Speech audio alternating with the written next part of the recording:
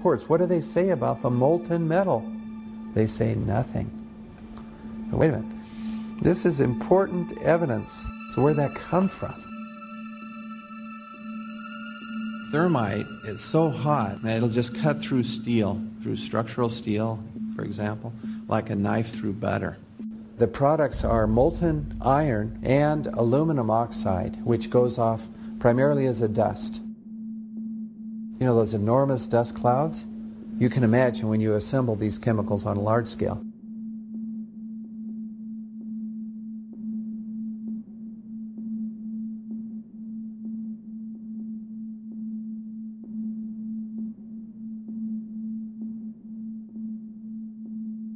Molten metal pools under both towers after they collapsed, and Building 7. Now, Building 7 wasn't even hit by a jet.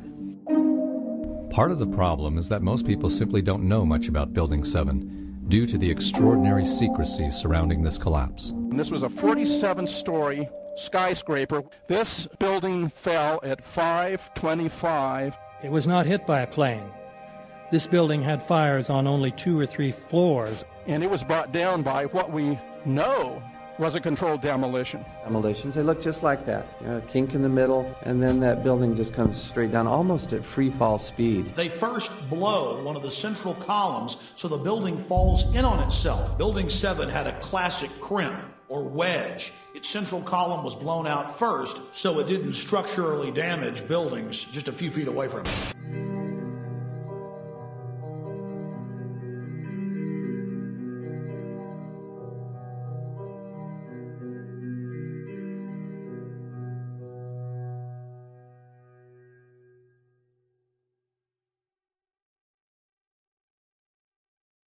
Our office was on the B1 level. As I was talking to a supervisor at 8:46, and all of a sudden we hear, boom! An explosion so hard that pushed us upwards. And it came from the basement between the B2 level and the B3 level. And when I went to verbalize, we hear, boom! The impact of the plane on the top. As I'm walking by the main freight corridor building in the corridor, that's when I got blown. I mean, the impact of the explosion threw me to the floor, and that's when everything started happening. All of a sudden, a big impact happened again, and all the ceiling tile was falling down, the light fixtures were falling. You know, you got to go clear across the whole from 1 to 2 World Trade Center, and then all of a sudden, it happened all over again. Something else hit us to the floor. Right in the basement, you felt it. Walls were caving in, everything that was going on. I mean, I know of people that got killed in the basement. I know of people that got broken legs in the basement. People that got reconstructive surgery because the walls hit them in the face.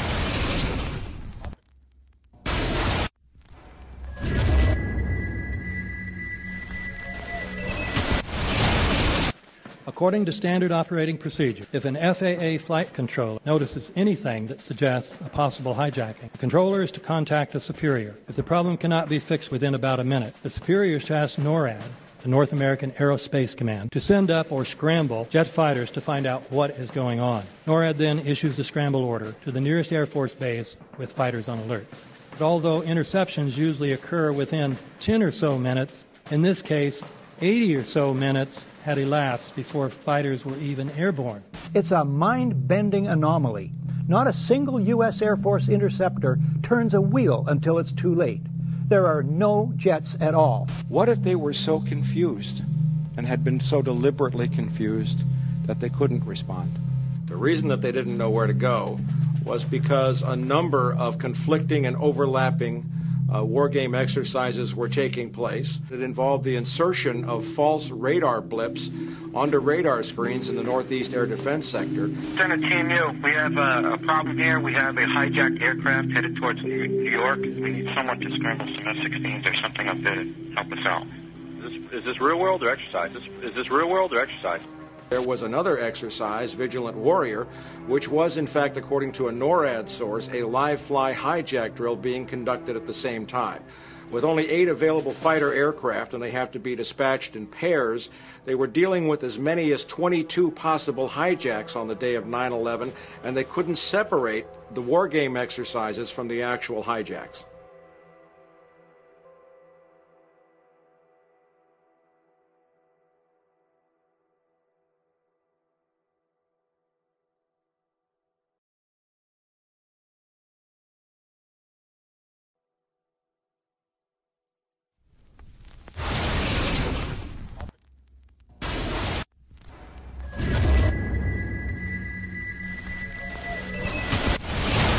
page 172.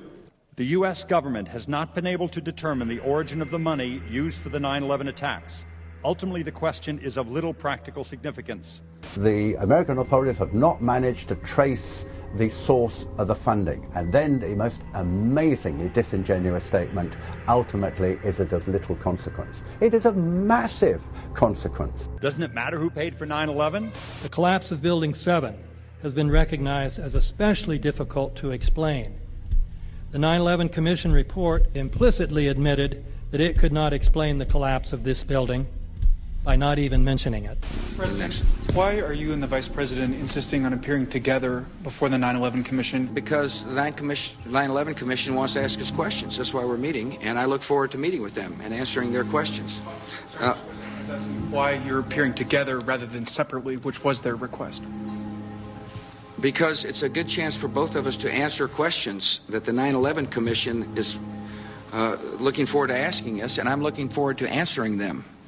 Let's see. Do you think they should be able to stand up and speak their own words? They should go under oath. They should be, yeah, in public.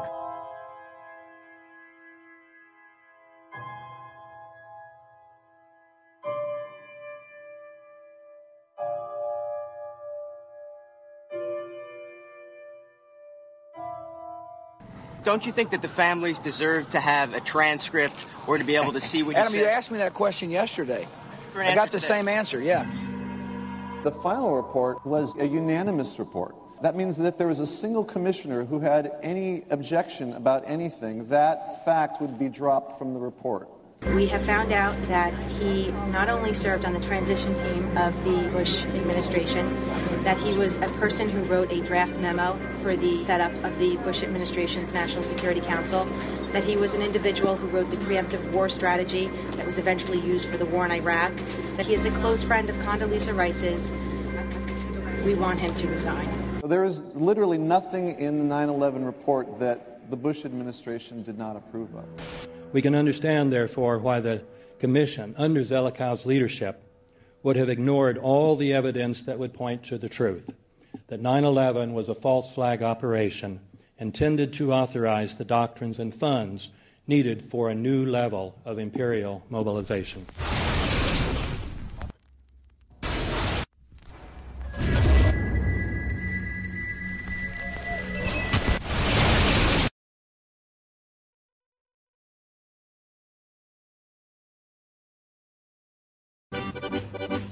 Armed with knives, armed with chemical, biological, nuclear weapons. Fanatics, terrorists, September 11th. September 11th, killers, September 11th, terrorists. Terrorists of Al-Qaeda, terrorists, nuclear weapons, terrorists. 9/11, terror, terrorists, evil. September 11th, September 11th. The terrorists, war and danger. September 11th, terrorism, global terrorism, terrorism, terrorists. Terrorists, terrorists, terrorists, terrorists, the terror. Terrorists, terrorist, terrorism. September 11th, global terrorism, terrorists. Terrorism. September 11th, world terrorism, terrorism. September 11th, global terrorism. September the 11th, terror. Weapons of mass destruction. September the 11th, terrorists. The evil terrorists, no. Terrorism. The words are hypnotically repeated. Terrorism, terrorist, terrorist threat, and of course, believed to be linked to Al-Qaeda. But it's the so-called war on terrorism that's in our faces practically 24/7 as the inescapable focus of our existence. One day, our grandchildren will look back on this time and ask, how was the war on terror won?